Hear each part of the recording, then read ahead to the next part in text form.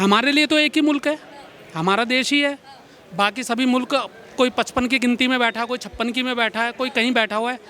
हम लोगों के साथ में अगर आगामी कुछ समय के अंदर 10 साल में, 15 साल में, 20 साल में अगर ऐसी कोई स्थिति यहाँ पे भयावह बन जाती है, हम अपनी बहन बेटियों को लेके कहाँ भागेंगे? आज हम जो कमा रहे हैं, आज हम अपना कोई गाड़ी खरीद रहे हैं, कोई घर बना रहे हैं, कोई अब आप माइक लेके इस बारिश के अंदर खड़े हैं, हम लोग यहाँ पे प्रोटेस्ट में आए हुए हैं, तो आप भी तो कहीं ना कहीं आजीवन कर रहे हैं ना, अपना आजीविका कमा रहे हैं। आप बना लोगे, कल को भयावह स्थिति बंगाल जैसी हो गई तो क्या आप 47 की तरह छोड़ के भागोगे? भारत के अंदर ऐसी स्थिति पैदा नहीं हो रही, ये पैदा की जा रही है। पहली बात तो ये। दूसरी बात ये है कि राहुल गांधी जी ने संसद के अंदर साफ तौर के ऊपर एक बात कही थी कि हिंदू हिंसक होते हैं। उसका सीधा सीधा जवाब उनको देखने के लिए बांग्लादेश जाना चाहिए। अब कौन हिंसक है, कौन नहीं है, उसका जवाब आपको स्पष्टतः दिख जाएगा। ये उनको इस चीज़ का उत्तर मिल गया, पहली बात। दूसरी बात ये है कि ये जितने लोग हैं, ये एक एजेंडा के साथ के अंदर, राजनीति के अंदर बैठे हुए हैं। ये उस एजेंडा को पूरा करने में लगे हुए हैं। हिंदुओं को तो जाति के भागों में बांटकर उनको कमज़ोर करने में लगे हुए हैं।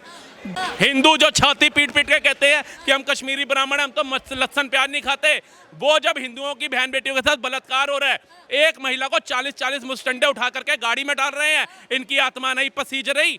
एक तरफ सोच विचार करके देखो कि इनकी जगह अगर हमारे घर की कोई महिला होती तो क्या हम ऐसे चुप बैठते? क्या खुसरो की तरह चूड़ियां डाल लेते? आत्मा तुम्हारी इतनी मर गई, तुम्हारे पास तो पावर है, हमारे जैसे नौजवानों के पास तो कोई पावर नहीं है। हम तो अपने देश की, अपने राष्ट्र की, अपने हक की आवाज़ भी उठाएंगे तो पुलिस वाला आएगा, कोई धारा लगाएगा, अंदर डाल देगा। आपके पास तो बड़े बड़े वकील हैं, आप आतंकवादियों को छुड़ाने के लिए लगवा देते हो। आप निर्भया कांड के दोषियों को करने के लिए वक्फ बोर्ड लगा देता है। अभी कन्हैया कुमार की गर्दन कट गई उदयपुर के अंदर, उसने खुद वीडियो बनाई, कोई भाजपा का नेता नहीं गया था, कोई समाज सेविक नहीं गया था, उसके बाद वो जमानत पे घूम रहा है।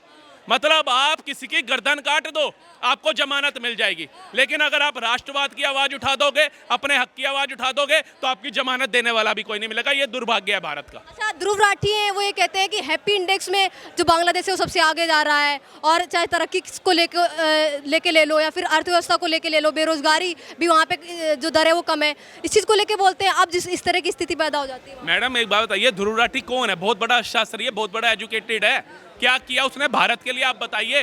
बाहर बैठ करके डॉलर छाप रहा है, यूट्यूब के ऊपर सबसे ज़्यादा फॉलोवर्स हैं उसके, करोड़ों में। एक वीडियो भी डालता है तो कम से कम लाखों रुपए की वो कमाई कर लेता है। कितने समाज के कार्यों में उसने लगा दिए, कितना छोटा स्कूल बना दिया होगा, छोटा चिकित्सालय बना दिया होगा भारत के अंदर। वो भारत का क्या मूल मंत्र है? भारत की जनता को आप मूर्ख बनाइए, प्यारी प्यारी बातें करिए, या प्यारी प्यारी बातें करके लोग पैसा ले जाते हैं, लोगों से लुटाते नहीं है। ये ध्रुव राठी भी वही कर रहा है। इसका क्या है, भारत की जनता जो है ना वो बटी हुई है। हिंदू ना पहले एक था, देखिए मुगल आए ना, कितने आए थे? 100-200 मुगल होंगे, 500 होंगे, वो पूरे हिंदुओं को पछाड़ के ले गए। हम तो शुक्रिया अदा करते हैं गुरु गोविंद सिंह साहिब जी का, जिन्होंने अपना पूरा परिवार वार दिया सनातन को बचाने के लिए। आज उनके बच्चों के नाम तक सनातन धर्म के हमारे जैसे लोगों को नहीं पता होंगे। ये एक पिक्चर आई थी चार साहिबजादे, तो हमें पता चला बाबा जोरावर सिंह कौन है, बाबा जुझार सिंह कौन है, बाबा फतेह सिंह कौन है, बाबा अजीत सिंह कौन है। इन्होंने इतिहास में पढ़ाया, इन्होंने पढ़ाया बाबर महान था, अकबर महान था, शाहजहां महान था, ताजमहल बना दिया मुमताज की रात के अंदर। ये नहीं बताया मुमताज उसकी कौन सी बीवी थी।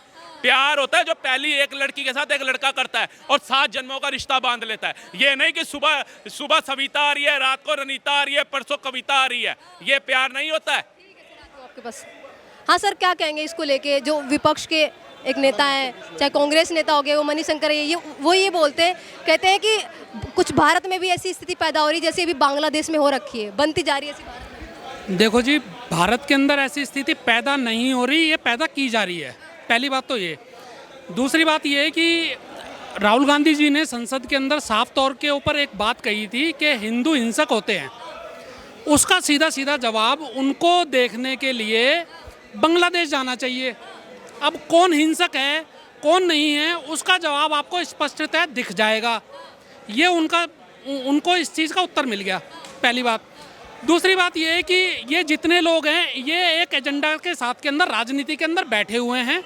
ये उस एजेंडा को पूरा करने में लगे हुए हैं। हिंदुओं को तो जाति के भागों में बांटकर उनको कमज़ोर करने में लगे हुए हैं। दूसरों, मैं ये पूछना चाहता हूँ राहुल गांधी जी से कि राहुल गांधी जी, क्या आपको शिया, सुन्नी, अहमदिया, बरेलवी, देवबंदी, ये क्या कहते हैं, मध्य प्रदेश में और कौन से हैं फिरके हैं, बहुत बहुत से लोग हैं, ठीक है। और इनको क्या ये चीज़ दिखाई नहीं देती? क्यों? अभी वो सहिष्णुता का अर्थ इनको यहाँ समझ में आता है कि आप जो मर्जी कुछ बोल के संसद से निकल जाते हो, आपके अगेंस्ट में कुछ होता नहीं है। आप एक बारी संसद के अंदर यही चीज़ मुसलमानों के खिलाफ बोल कर देखिए, आपको आपकी स्थिति है ना 2 मिनट के अंदर बता दी जाएगी। अच्छा, विपक्ष समेत चाहे मोदी जी हो गए, सभी लोग प्रधानमंत्री जो वहाँ के नए बनते हैं बांग्लादेश के, उनको सबको बधाई देते हैं सभी लोग, लेकिन साथ में ये भी अपील करते हैं मोदी जी, कहते हैं कि हिंदू की वहाँ पे सुरक्षा है उसको करार दिया जाए। लेकिन विपक्ष है वो सुरक्षा की बात नहीं करता, जो वहाँ पे हिंदू है उनकी सुरक्षा को लेकर कोई बात नहीं करता, ना ही हिंदुओं की बात करता। देखिए, राजनीतिक पटल के ऊपर जो भी किसी भी प्रकार की राजनीति जिस प्रकार से भी ये लोग करते हैं, तो मोदी जी ने कोई बुरा नहीं कहा, पहली बात। दूसरी बात ये है कि मोदी जी को जिस उत्तेजना से ये काम करना चाहिए था या करना चाहिए, अभी भी समय नहीं गया है, अगर थोड़ा सा बल दिखाएं। आप बजट के अंदर आस पड़ोस की कंट्री को पैसा दे सकते हो पालने के लिए, उनके काम पूरे करवाने के लिए, उनके प्रोजेक्ट्स पूरे करवाने के लिए, तो आप उसी बल से, उसी क्षमता से आप उस देश को अगर बोलो ना कि चुपचाप संभाल लो इन चीज़ों को, तो स्थिति कुछ और ही हो जाएगी। तो वो बल उनको दिखाना पड़ेगा। इतनी धीरे धीरे में तो पता नहीं कितनी औरतें अभी आज के दिन में उठा ली गई होंगी, कितनों का कत्ल कर दिया होगा, कितनों को रोडों पे घसीटा गया होगा, कितनों को लटका दिया गया होगा, उसकी चिंता कौन करेगा? हमारे लिए तो एक ही मुल्क है, हमारा देश ही है। बाकी सभी मुल्क, कोई 55 की गिनती में बैठा, कोई 56 की में बैठा है, कोई कहीं बैठा हुआ है। हम लोगों के साथ में अगर आगामी कुछ समय के अंदर 10 साल में, 15 साल में, 20 साल में अगर ऐसी कोई स्थिति यहाँ पे भयावह बन जाती है, हम अपनी बहन बेटियों को लेके कहाँ भागेंगे?